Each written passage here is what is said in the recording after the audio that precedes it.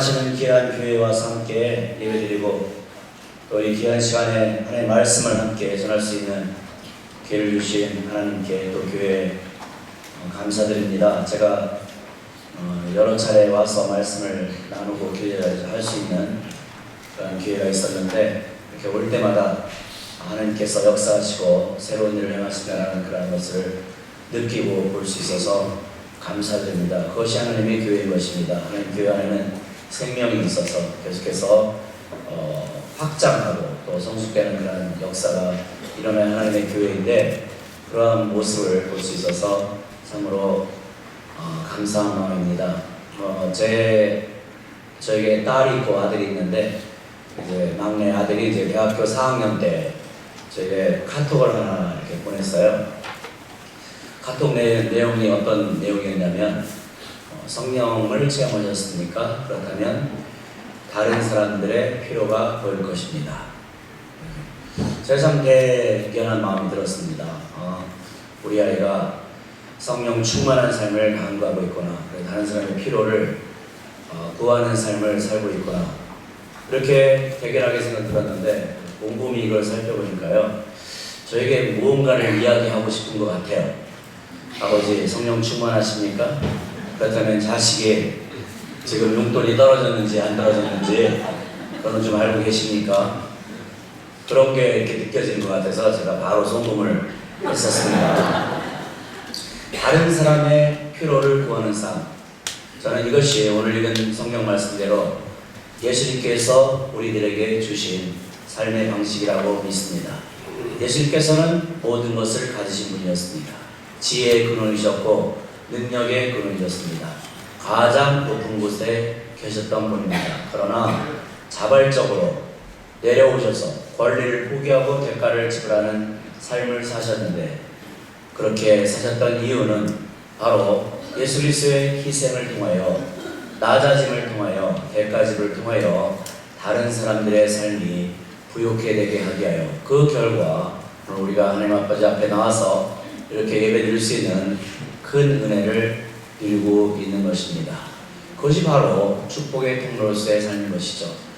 잘 살기를 원합니다. 사람들이 복 받기를 원합니다. 그러나 우리 성도들에게 있어서 진정으로 참된 복이 무엇이겠습니까? 그것은 하나님 아버지께서 말씀하신 그 삶의 방식대로 살아가는 것입니다. 내가 복을 받아야 될 이유가 있다면 내가 복을 받고 나의 가족이 복을 받고 나의 친지들이 복을 받고 나의 교회가 복을 받아서 나의 하나님 하면서 영광 돌리는 삶을 사는 대로 끝나는 것이 아니라 내가 그렇게 하나님의 복을 추구해야 될 이유가 있다면 나로 말미암아 다른 사람들의 삶이 세워지고 회복되어지고 변화되어지고 하는 것이죠. 그것이 축복의 통로로서의 삶인 것입니다. 예수님께서 이 땅에 계실 때 예수님은 한 사람 한 사람을 향한 기대감을 갖고 계셨습니다. 그것이 예수 그리스도의 리더십이신 것이죠. 예수님께서 가지고 계신 기대감이 무엇입니까? 지금 내가 전도하는 이 사람이 세상을 변화시키를 하나님의 도구가 될 것이다. 내가 만나는 이 사람이 하나님 나라의 확장을 위해서 이 땅의 영적인 변화를 위해서 크게 쓰임받을 사람이다.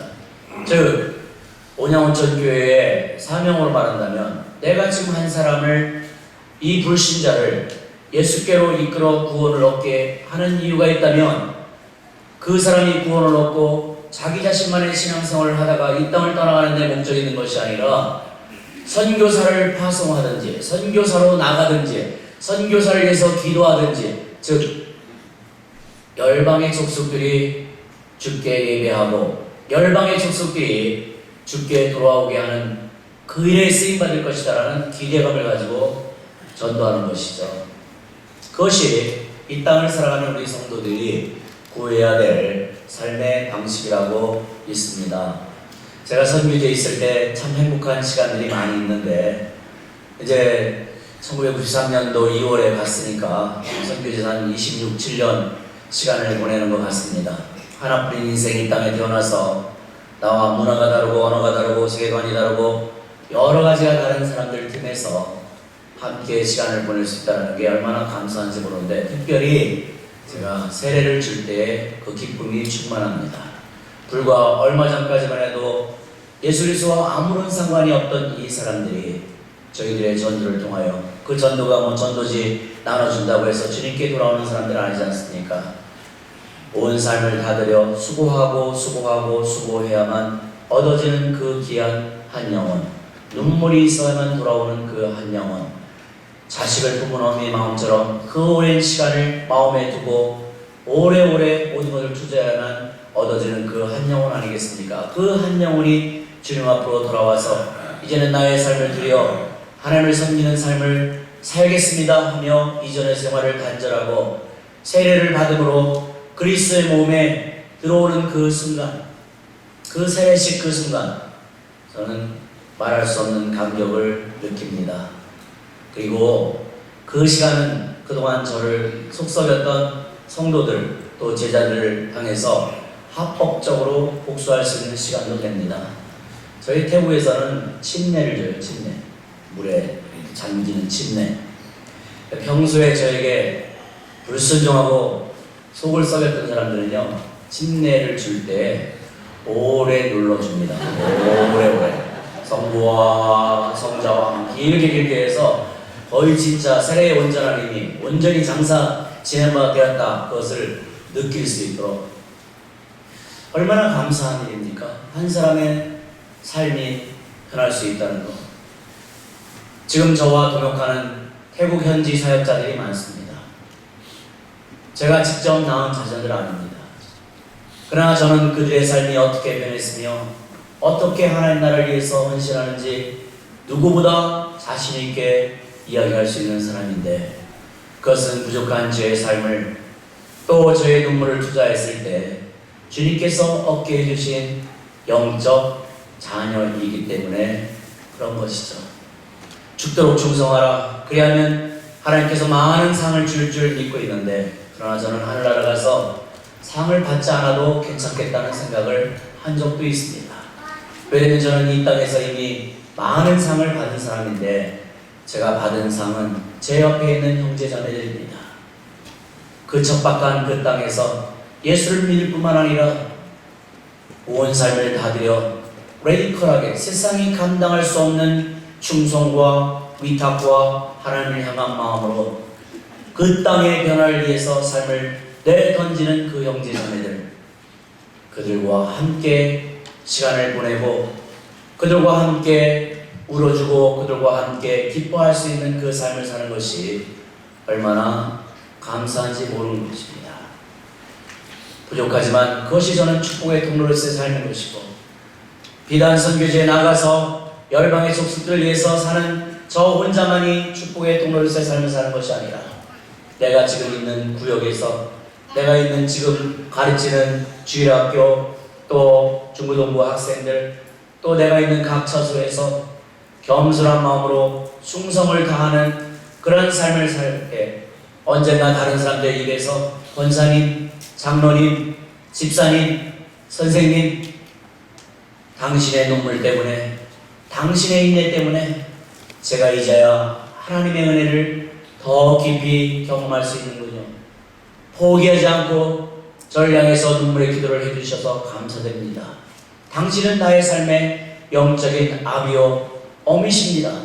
그런 소리를 듣는 삶이라면, 그런 분들이란 이미 이 땅에서 변화를 일으키는 축복의 통로로서의 삶을 산다고 볼 수가 있겠습니다.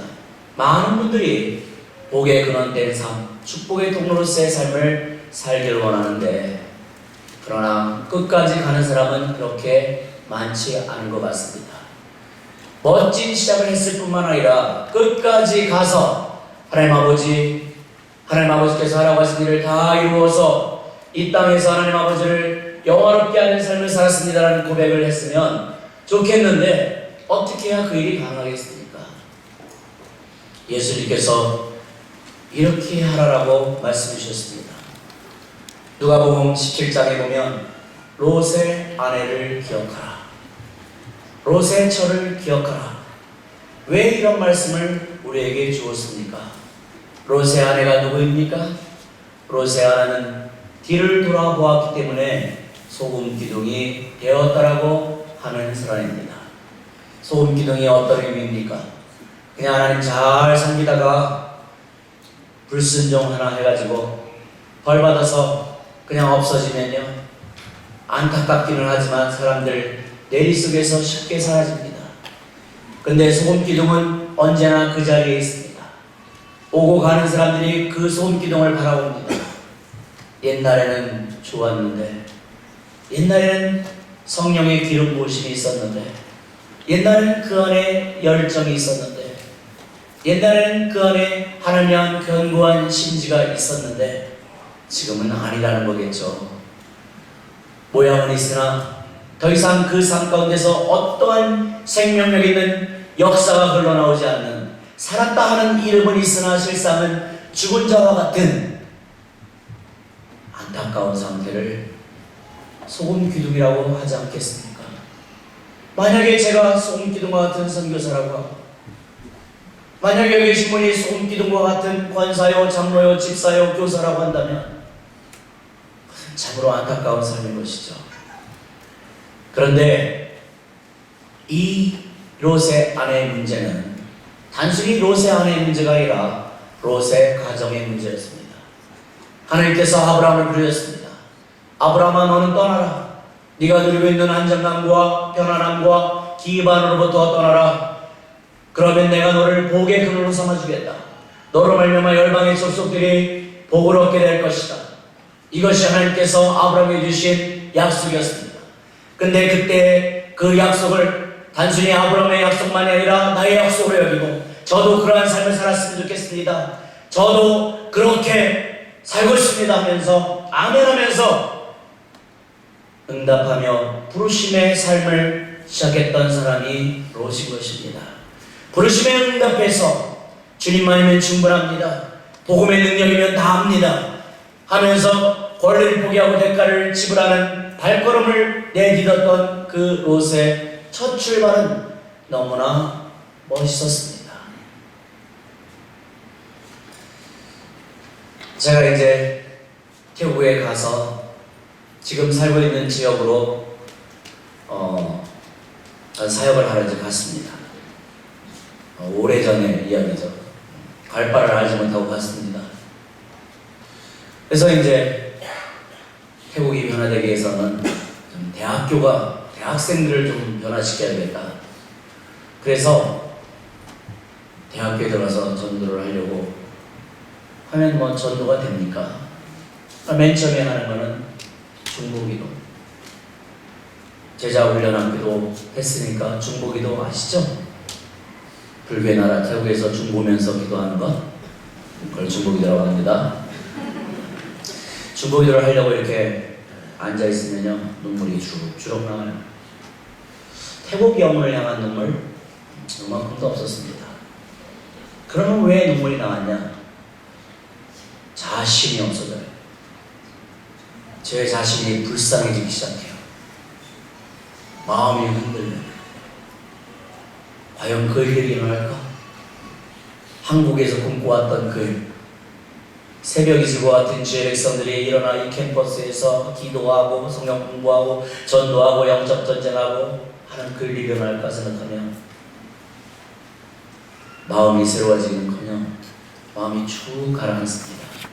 새벽 이슬은 고사하고 지금 내 옆에는 무릎을 함께 꿇며 기도할 동역자도 없고 성경을 가르칠 태국 사람들도 없고, 그리고 정말로 마음이 처절한 마음이 들었던 때는 성경을 좀 배우고자 하는 의사를 표시하는 태국 사람들이 생겼음에도 불구하고 저는 거의 예수님 수준의 말, 내 때가 아직 이르지 않았다, 그렇게밖에 할 수 없었어요. 그냥 평범하게 의사소통하는 것도 힘들어 죽겠는데 어떻게 그 사람들의 삶을 변화시키는 제자훈련, 그런 태국말을 할 수 있겠습니까? 그러니까 대학교에 앉아서 기도하는 그 시간은 그냥 눈물로 끝나는 거예요. 기도인지 한탄인지 내가 잘못한 거 아닌가? 그냥 한국에 있었으면 할 일이 있었는데 괜히 여기 와가지고 창피해서 돌아갈 수도 없고, 어디서부터 어떻게 시작해야 될지, 그리고 정서적으로 한국 사람도 하나도 없는 그 넓은 지역, 거기에 저희 부부와 선교지사 때 태어난 딸 이렇게 3명인데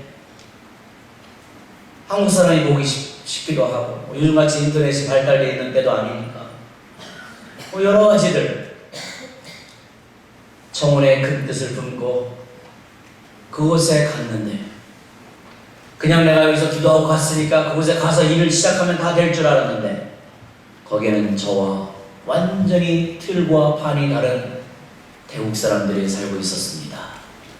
그들의 문화와 그들의 생각이 거기에 있었습니다. 그러니까 자신이 없어지기 시작합니다. 흉내내면 배웁니다. 눈치로 배웁니다.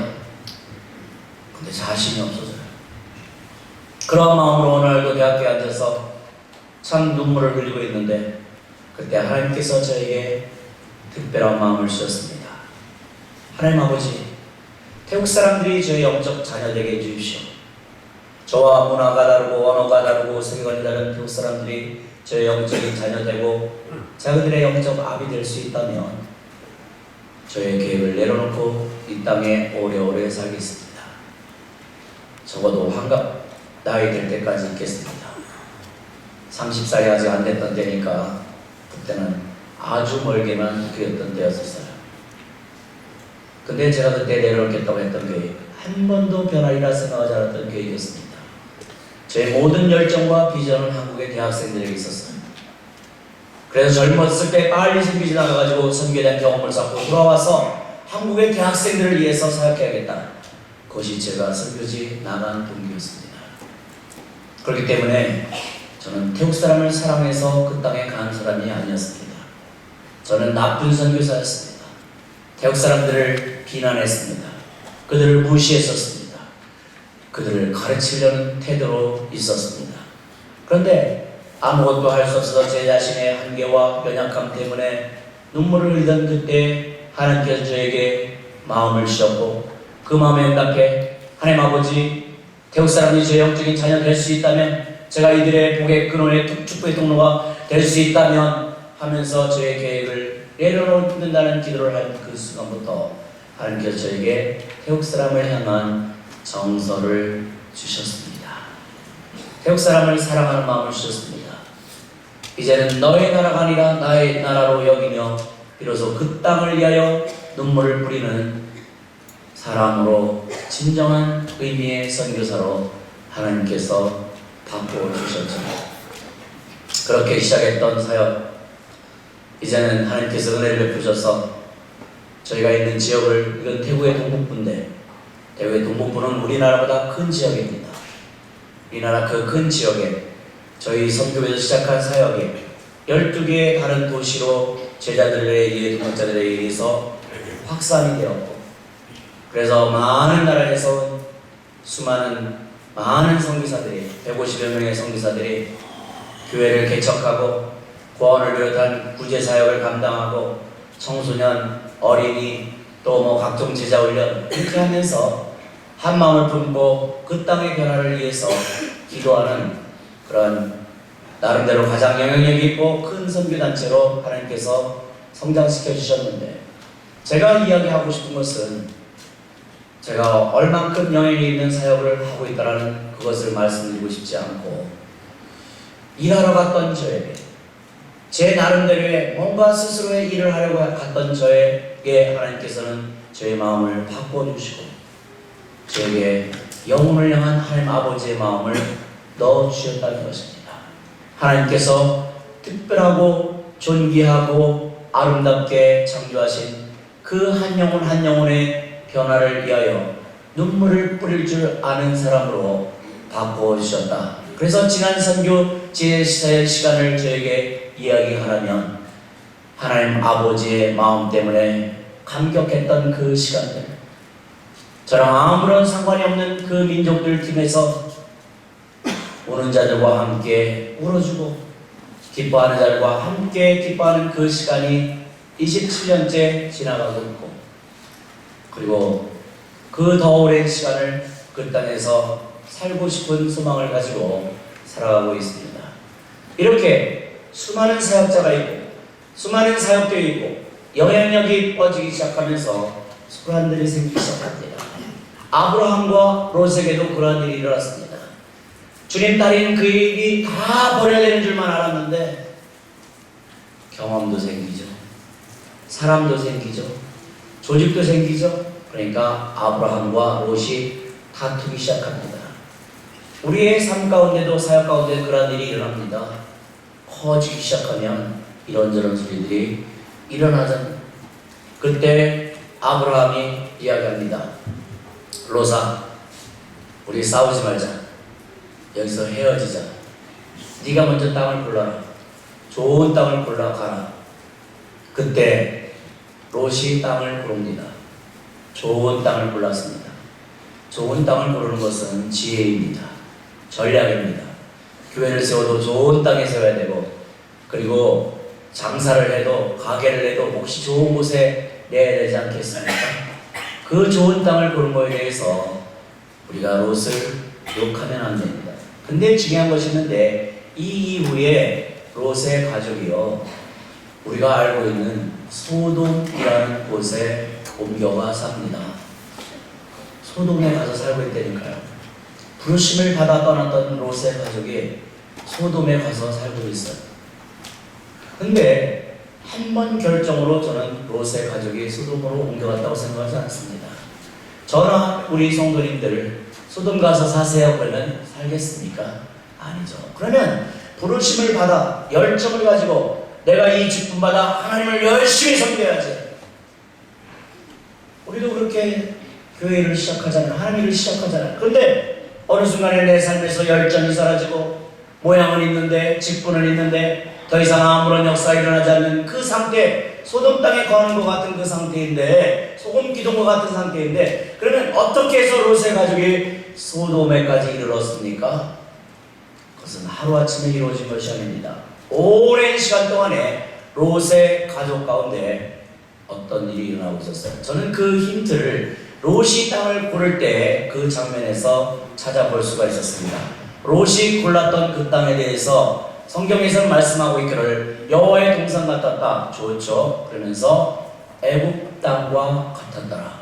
성경에서 애굽에 대해서 말할 때 그 의미가 무엇입니까? 롯은요, 부르심을 따라 오는 순간에 어느 때 애굽의 문명을 봤어요. 그 당시 최고의 문명 중에 하나인 애굽의 문명을 눈으로 봤다니까요. 나는 사역자야. 나는 직분자야. 그런 거 멀리하면서 내가 주님 따라야지 했겠죠. 그러나 마음 한켠 가운데 한 구석에 애굽에 대한 마음을 남겨두고 있었어요. 기회만 되면 한번 살아보고 싶은 그 삶의 방식, 한번 나도 멋지게 되어보고 싶은 그 삶, 그 시대를 살아가는 사람들이라면 반드시 해보고 싶은 그 일들, 그 애굽에 대한 향수를 가지고 하나님을 따랐다니까요.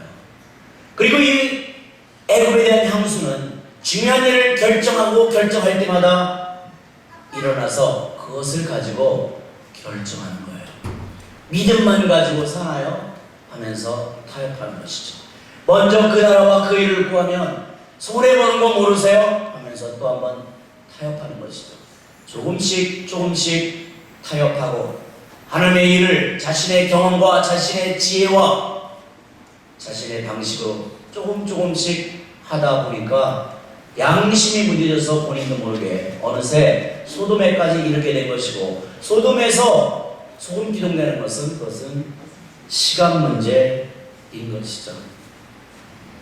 애국적인 요소를 가지고 살아가는 신자들, 저희 태국에는 짝퉁들이 많은데 그 중에 시계가 있어요. 시계 겉모양을 보면 오메가 이렇게 우리가 갖고 싶은 것들. 근데 저런 시계의 특징이 뭔지 아십니까? 겉모양은요 정말로 그럴듯한데 이렇게 뜯어보면 안에는 가장 단순한 부품으로 이루어져 있어요. 그 안에는 값비싼 부품이 없다니까요. 가장 단순해요. 그래서 겉모양이 어떤지 상관없이 속이 저렇게 됐기 때문에 고장나는 것은 시간 문제입니다. 저 짝퉁을 사면서 내가 모처럼 큰맘 먹고 장만했으니까 평생 잘 사용하다가 자식에게 물려줘야지, 그런 사람 없거든요. 짝퉁이기 때문에 그렇습니다. 저거 보면서 우리가 아이고 저 짝퉁 그럴 수 있는데, 신자에게 있어서, 성도에게 있어서, 제자에게 있어서, 사역자에게 있어서 제일 무서운 게 뭔지 아십니까? 짝퉁. 겉모양은 진짜 제자인데, 겉모양은 진짜 사역자고 선교사인데, 겉모양은 진짜 장로고 권사고 교사고 뭐 성가대고 뭐다. 그런데 저 속이 애국적인 요소로 가득 차 있으면 이스라엘 백성들의 문제 아니었습니까? 가나안 땅 약속의 땅을 향해 가는데도 조금만 문제 생기고 장애를 만나면 하나님께 불평하고 하나님을 원망하고, 그러니까 내가 언제 애국 떠난다고 했습니까? 그 시절을 그리워하고, 그게 우리 신자에게 있어서 더 이상 영향력을 내지 못하게 하는 애국적인 요소 아니겠습니까? 짝퉁 제자로 전락시키는 안타까운 그러한 요소가 아니겠습니까? 저는 가룟 유다의 이야기를 들을 때요, 별로 감동이 없었어요. 아무리 내가 못돼 먹어도 가룟 유다처럼 예수님을 배반하리라 그렇게 생각을 안 했었어요. 가룟 유다니까 배반했겠지, 그렇게 생각했기 때문에 가룟 유다 이야기가 저에게 별로 의미가 없었다니까요. 그런데 이번 고난주간을 보내면서 제가 큰 충격을 받았습니다. 가룟 유다가 예수님을 만나요. 예수님 안녕하세요, 선생님 안녕하세요 하면서 입 맞춥니다. 아무 일도 없었다는 듯이 가장 자연스럽게 입 맞추는 가룟 유다. 가룟 유다가 예수님을 잘 섬기다가 서운한 것이 있어가지고 욱하는 마음에 예수님을 팔기로 결정했다면요, 그렇게 자연스럽게 연기 못해요. 사람들에게 저분이 예수님이거든요, 나는 이제 몰라요, 얘기해줬어요, 저분이 예수님이에요 하고 도망갔겠죠, 양심이 있으면. 그런데 아무 일도 없었다는 듯이 예수님 안녕하세요, 잘 지내시죠? 아이고 오늘 얼굴 색이 좋아 보이네요. 가룟 유다는 철저하게 두 마음을 품고 예수님을 따랐던 사람 아니겠습니까? 그래서 본인도 지금 뭐 하는지 모르는 거예요. 즉 가룟 유다는 세상과 예수님을 향하여 동시에 번갈아가며 입맞춤을 하는 삶을 살았던 것이죠. 예수님과 함께 있을 때는 예수님과 입맞춤을 합니다. 그리고 곧바로 세상과 입맞춤을 합니다.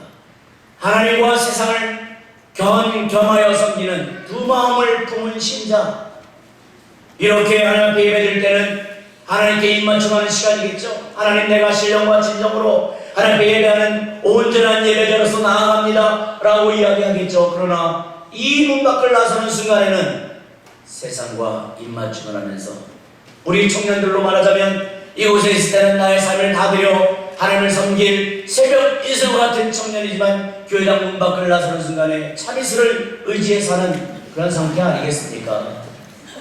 여기서는 9세주 찾고 나가면 100세주 찾고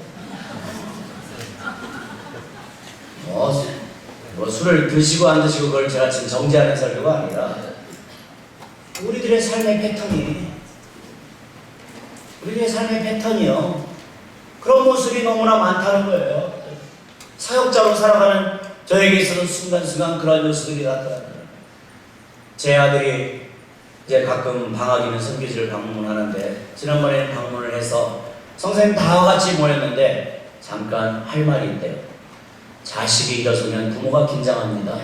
저희가 도대체 무슨 말을, 딱 일어나더니 엄마 아빠 감사드립니다.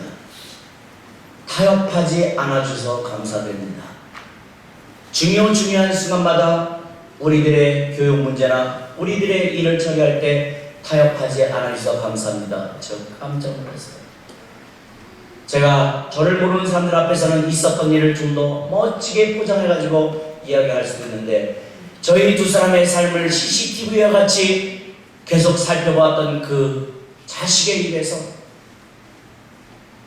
아빠, 엄마, 선교사들 중에 간혹 딴 길로 가는 사람들 많은데 계속 그 길을 가주세요. 그래야 제가 할 말이 있죠. 그 소리 듣고 우리 동양에서는 아비가 자식을 훈계하는 것이거늘 네가 어찌 제가 이렇게 했겠어요? 제가 성령님의 음성으로 듣고 아멘하는 것이죠.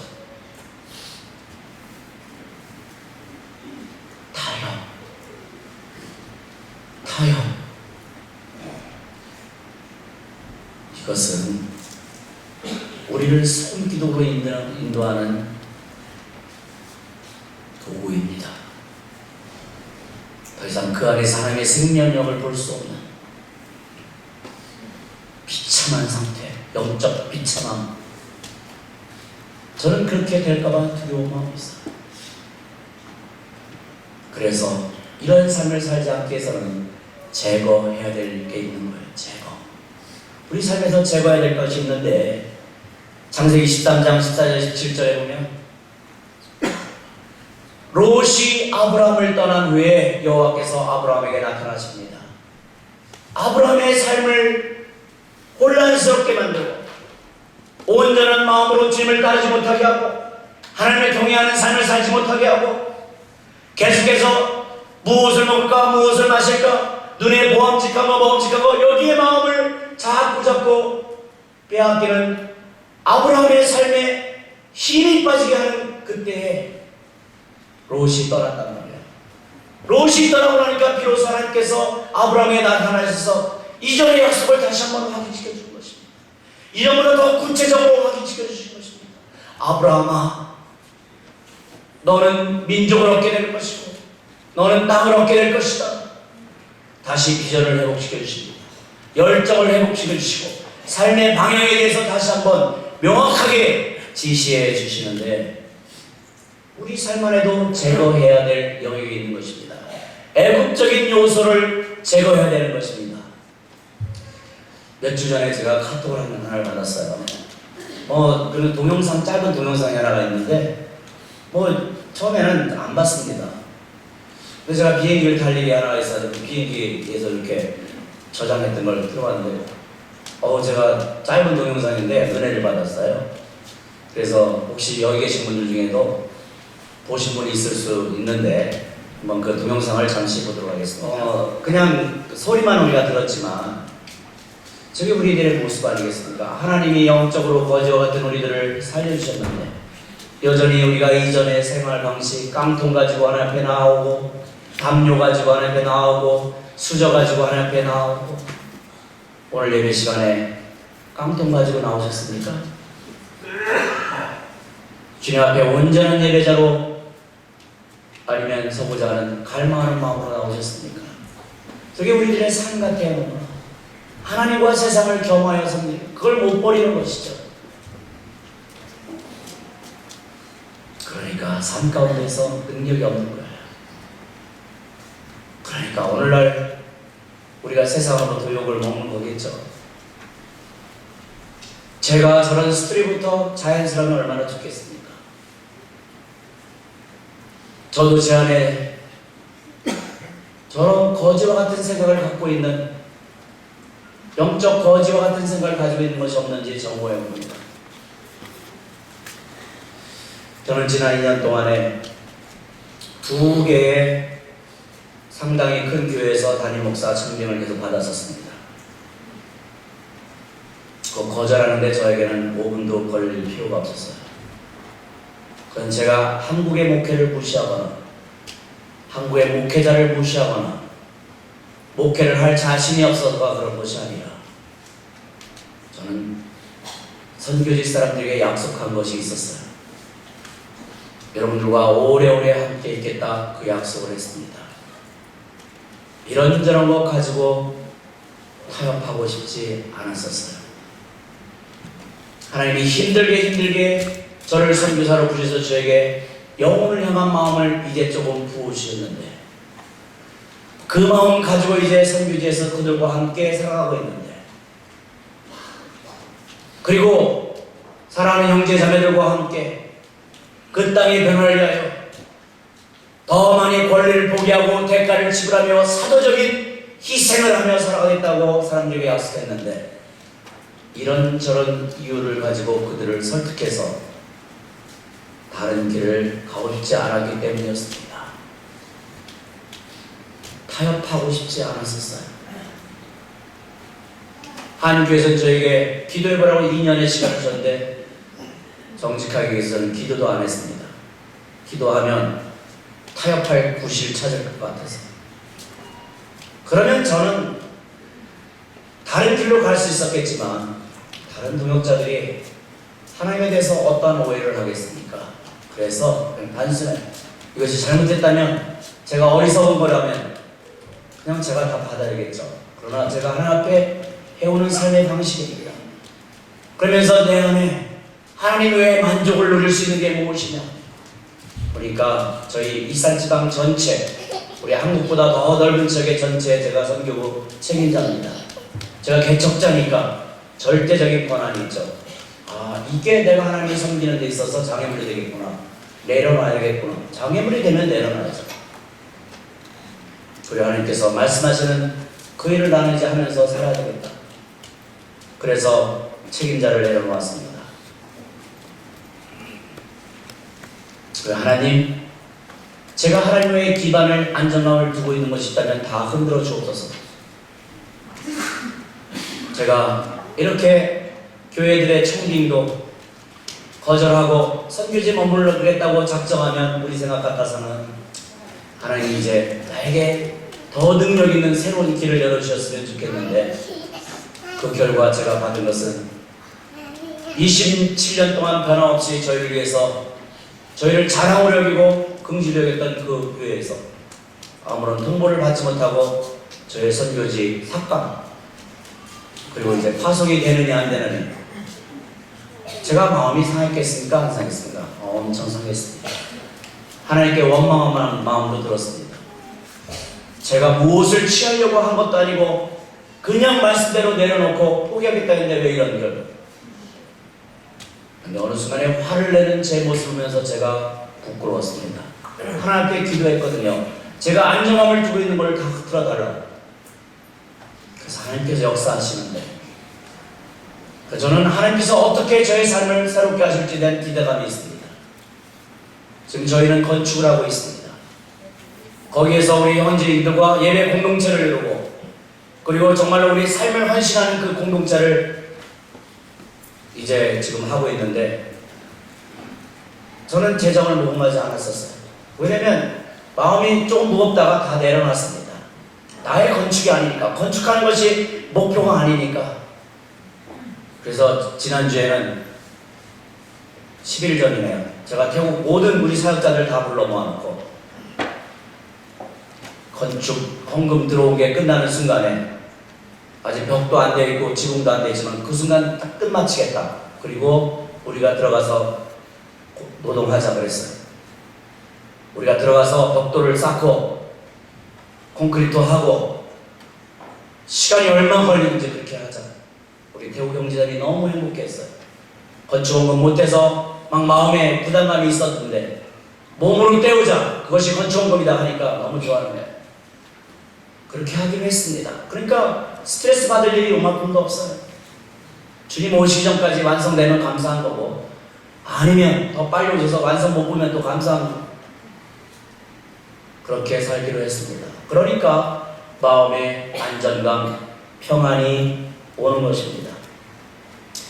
원숭이 이야기가 있습니다. 저는 이제 말씀을 마치고 싶은데, 책을 읽으니까 원숭이 잡는 법, 이렇게 박스에다가요 과일을 집어넣고 이렇게 구멍을 파놓으면 원숭이가 손을 집어넣고 있습니다. 그러면 그때 사람이 뒤에서 쫓아온대요. 진짜인지 아닌지 모르는데 책에 이렇게 써 있어요. 근데 원숭이가 도망가는 방법은 손을 쫙 펴서 손을 쫙 빼면 되는데, 원숭이의 특징은 잡은 거 잘 안 나요. 제가 모르겠는데 그거 한 번은 제가 좀 봤어요. 저희 지역에 원숭이 농장이 있는데 수천 마리가 있습니다. 그리고 길거리도 막 돌아다녀요. 근데 이 원숭이 특징은 사람이 가지고 있는 걸 딱 빼서 도망가요. 한 번은 제가 들고 있던 약봉지를 뺏어갔어요. 항생제 30알.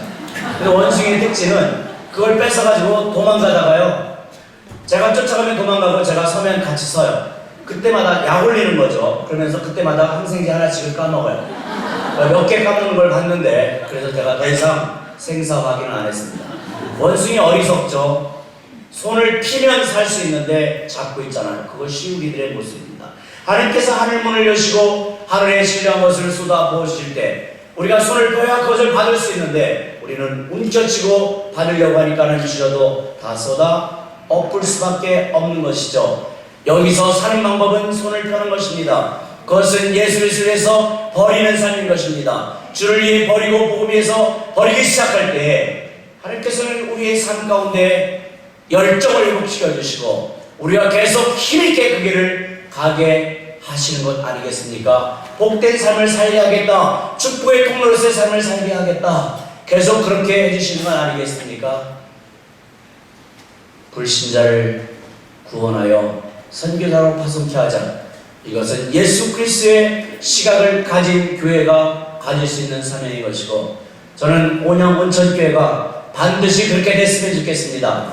다들 어렵다고 하고 선교에 대한 열기가 사라지고, 그리고 이제 정말로 힘들다 하는 그때 거꾸로 하나님의 능력을 힘입었더니, 하나님을 향한 마음을 가졌더니, 하나님의 비전을 소유했더니 하나님께서 이렇게 확장시키시고 이렇게 성장시키시고 이렇게 전파하게 하셨다라는 그 역사가 단순히 온영 이 지역뿐만 아니라 한국을 뛰어넘어서 열방에까지 전파되는 그 놀라운 역사가 있기를 정말로 간절히 원하고, 그 역사에 함께 동참하는 성도들이 되기 시작한다면 그것이 우리 성도들이 이 땅에서 살아가는 그런 복 중에 큰 복 아니겠습니까? 그렇게 될 수 있기를 축원합니다. 기도하겠습니다.